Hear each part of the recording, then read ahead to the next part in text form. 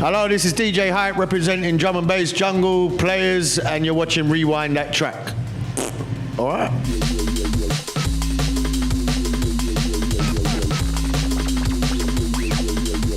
Conor McLoone here for Rewind That Track, joined by no longer DJ Hype, who just come off stage about 3 minutes ago, 4 minutes ago. Yeah, well, roughly. Roughly. Didn't time it. 3 minutes, 42 seconds. Yeah. How was the crowd tonight, mate? Yeah, it was great. I mean, considering we had no MC and the volume went down about 2/3 into our set, which I spoke to the sound guy. I said, what happened? He said, no, it was council come and said you got to turn it down. But it was great, yeah, I enjoyed it. It was nice seeing, what's his name? El Hornet from Pendulum. Yeah. Because the thing is, I always bump into him about once a year, and every time I see him, either his beard or his hair, you know, like, it's always a dramatic. Last time I see him, he looked like a fucking bear, you know, like he just come out the forest. You and obviously Hazard now have been going back to back regularly for like the last four or 5 years now? It wasn't meant to be like, we're not going to do this continually everywhere.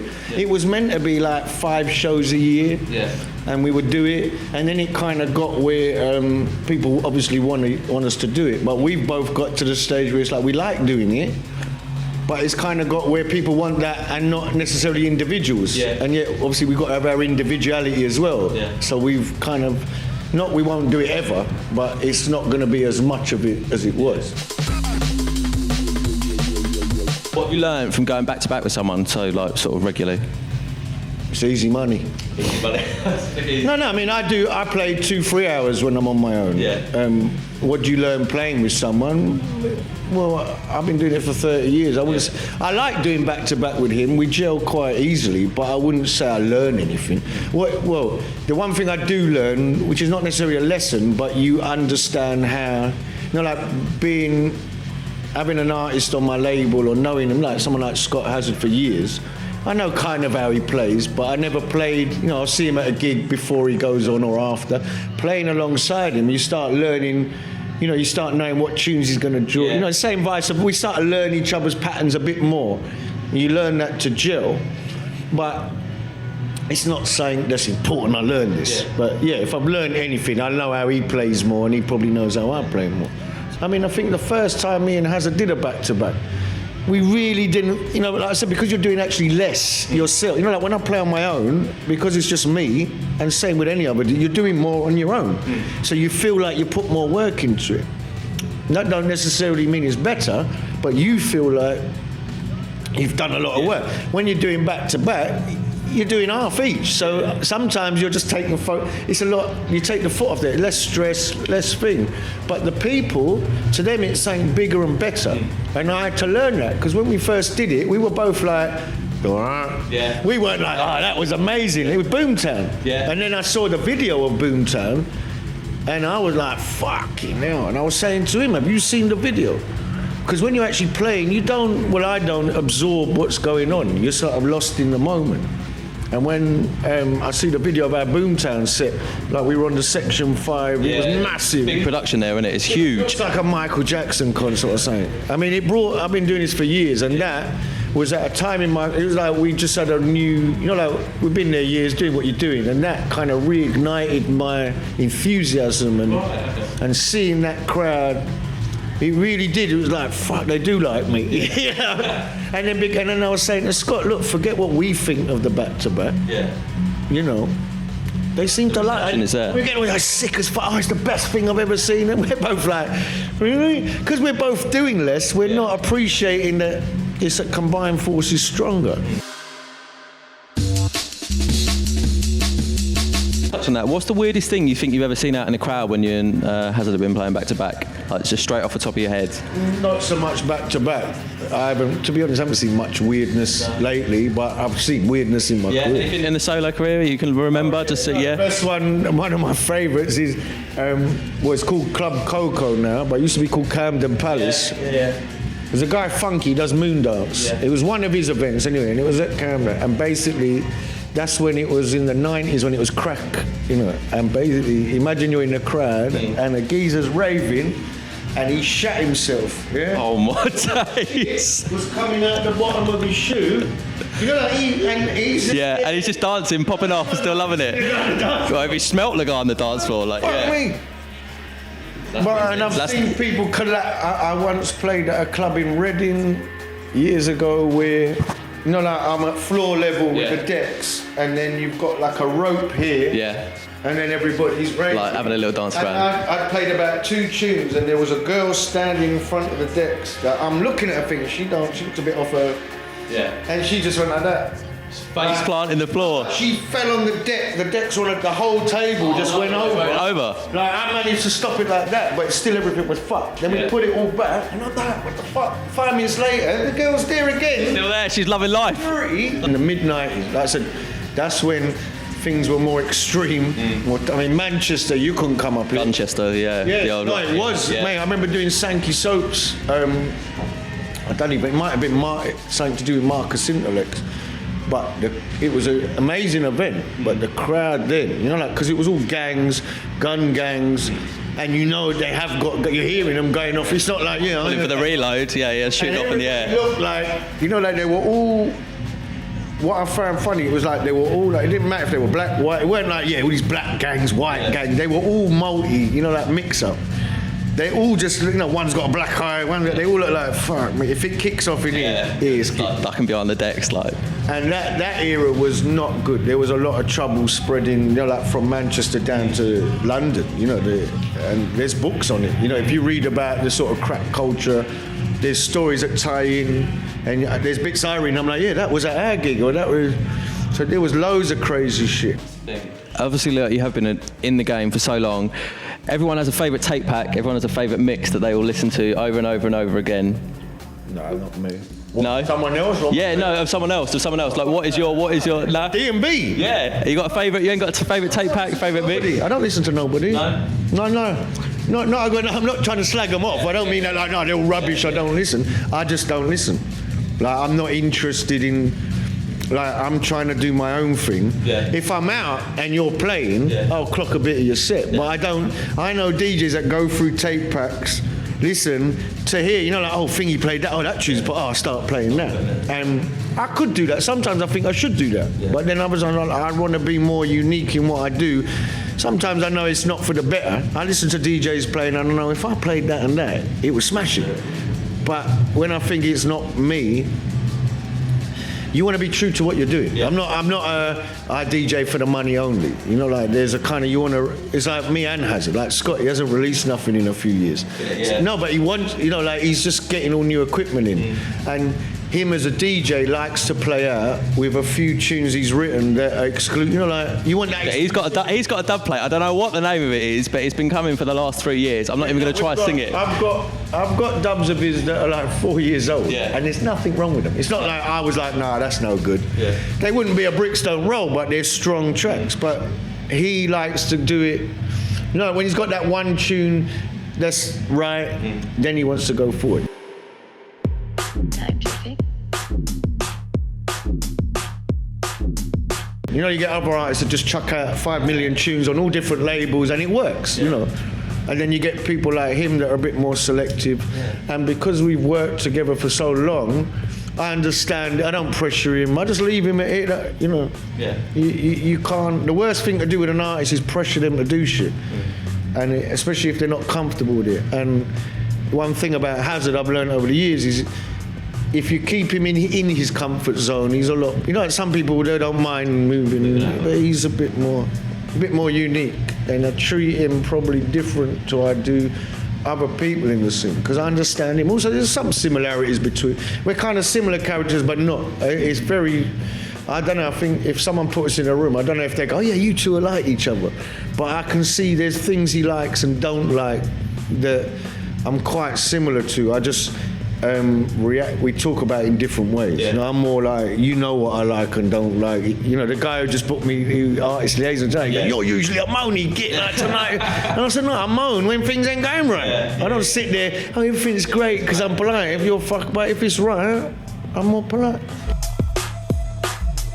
I was going to touch on, I don't know if you want to answer it, your favourite 3-year period of drum and bass ever. What is your favourite? Can you name a 3-year period? Like 97. I mean, I haven't, but if I really thought, it must be the night, you know, when it was all new and night, and it was all growing. I was a growing act myself. The scene was a growing scene. Of course, that era, because I was younger, and it was, you know, like now there's so many DJs, producers. It's universal, you know, it's global. Back then, it was quite a smaller, tighter, like almost like a local. I like that. I miss that, but I don't know if it was. I got fond. You know, you always remember things. You remember it what it is like back in the day. Yeah, I mean, and the age I'm at, and the amount of time I've been going, I meet so many people that might be, say, like, I don't know, how old are you? 24. Yeah, so you're a baby. Baby, I'm not going to be like, I remember the jungle in the jungle in the back in the day period in your own head. Yeah. So your back in the day would be 2007, probably listening to tape packs and stuff like that, like sets. To me, that's fucking last week.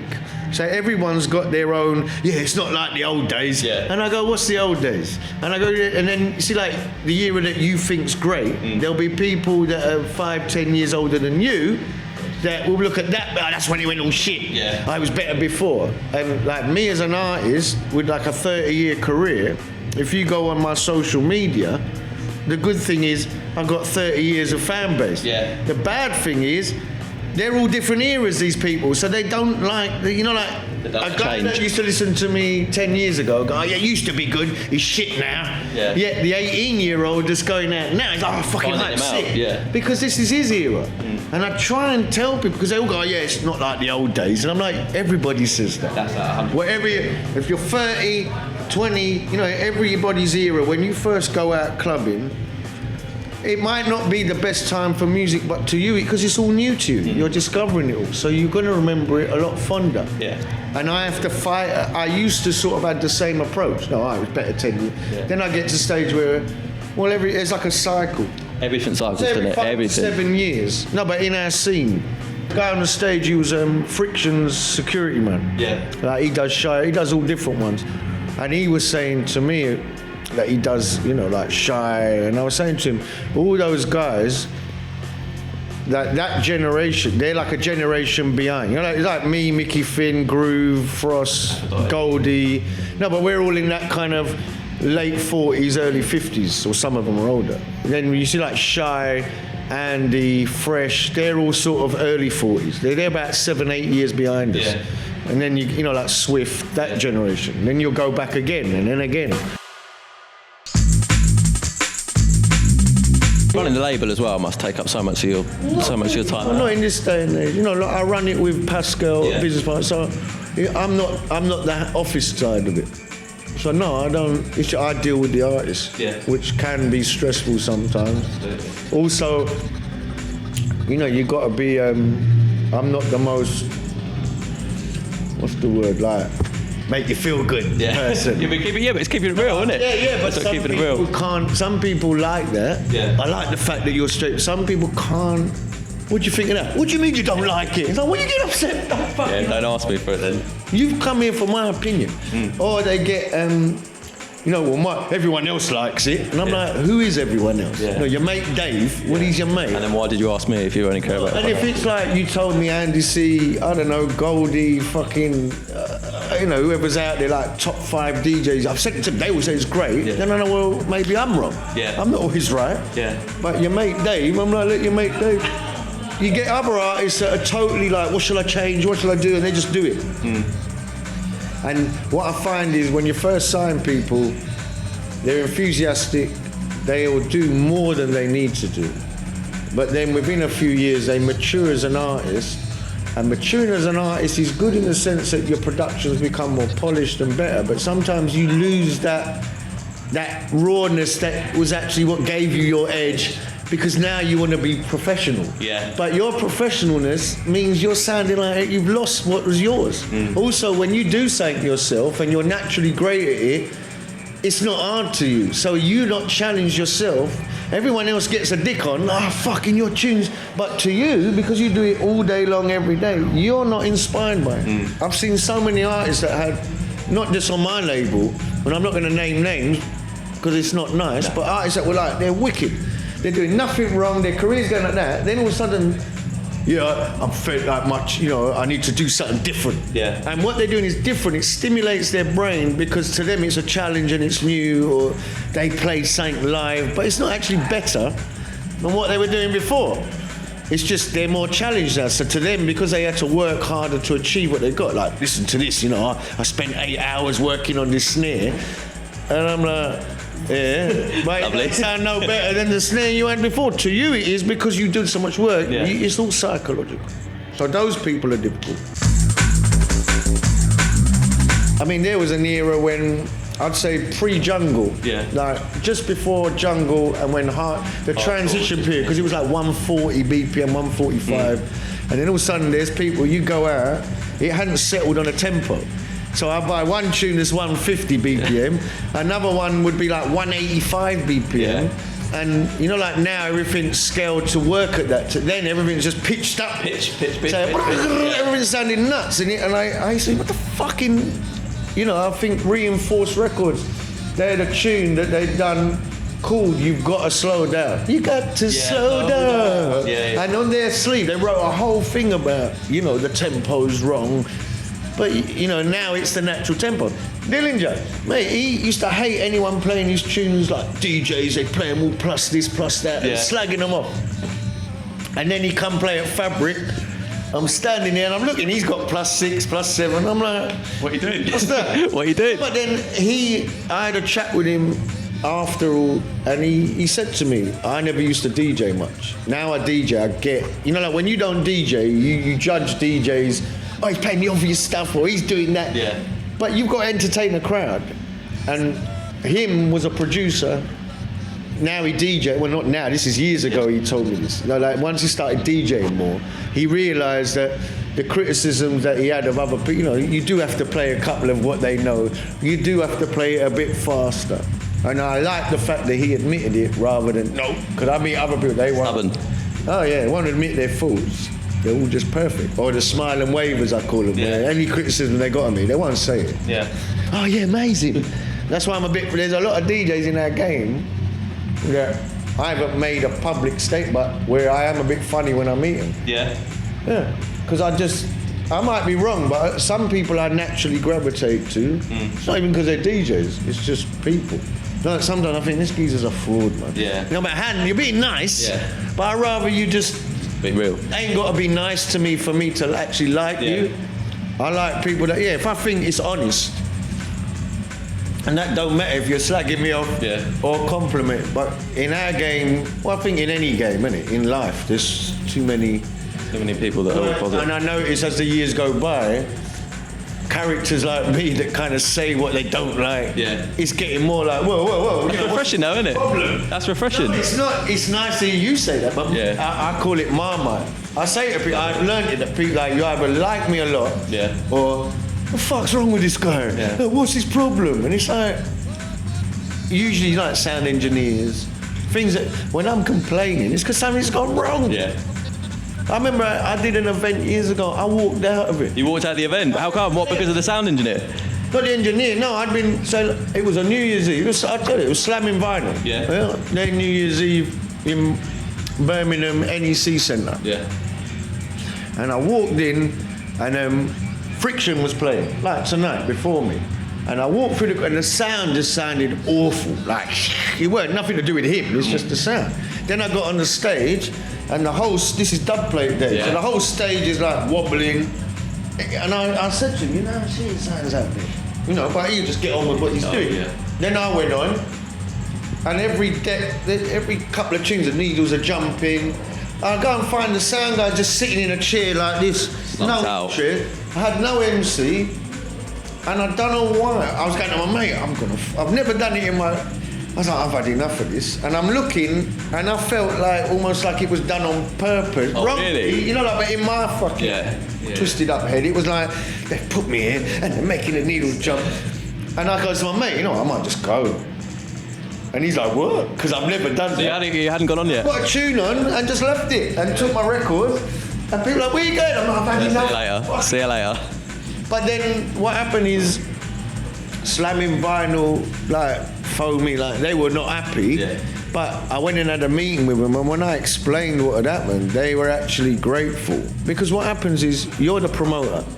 You pay this guy to do the sound, that guy. Now, if no one's telling you they're doing it shit, I'm on the gate doing the door. I don't know what's going on there. And what happens is everybody that played that night had issues, but they all leave and go, oh, yeah, it was lovely. Yeah. So what happens is they say, you're the only one moaning, and I said, mate, phone them all. Yeah, you were being honest again, and everyone else. I said, they don't say nothing, but I do. And also there was a time when they went, yeah, go on, Ike, you tell them. And I'm not your fucking spokesperson. You're the one that's getting forward. I'll speak, but I'm not like, yeah, we've all had a meeting, because none of you fuckers will back me. And they had a smile, I call them the smile and wavers.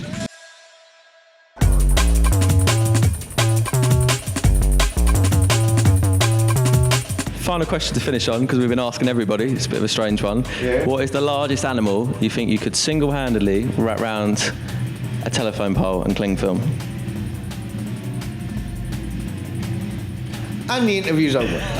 That's lovely. What is the largest animal you think you could single-handedly? Smoking when you thought about like, oh no, I've got a really good. It's a different one. It's different out there. It's different. I did. Hang on. Drugs don't work, kids. He's proven it. What would you wrap around? I'd never even... I know you wouldn't have thought of it, but you know. Say it again. What is the largest animal you think you could single-handedly wrap and cling film round a telephone pole? A lot of thought going into it. Time on your hands. There's a lot of thought going into it. I don't know. Wait, well, I've got quite a big dog. Yeah. It depends. Quite wily, that. A dog would be like, could you lift it up? Size, though, isn't no. It? More about how aggressive. I mean, a cow. You reckon you could pick up a cow with one hand? With one arm? What you just said? With one hand, wrap it round there. You could wrap. What is the largest thing you could What is the wrap? I've got to pick it up with one hand. You've got to pick it up with one hand and do it on there. Dehydrated disc in my back, so a budgie. A budgie will do. Hi, that's been absolutely lovely. Thank you very much, mate. My dog, have you seen? I would not even, I have. I wouldn't even want to touch it. I wouldn't want to touch it. Beast. Yeah. I love my dog, Bully. Bully. But he's heavy, like proper muscle. Geezer. Well, he's a nut, huh? Yeah. Well, like my cat was. Yeah, right, that's perfect, mate. The cat. On that. That is lovely. That is absolutely Thank you, everybody.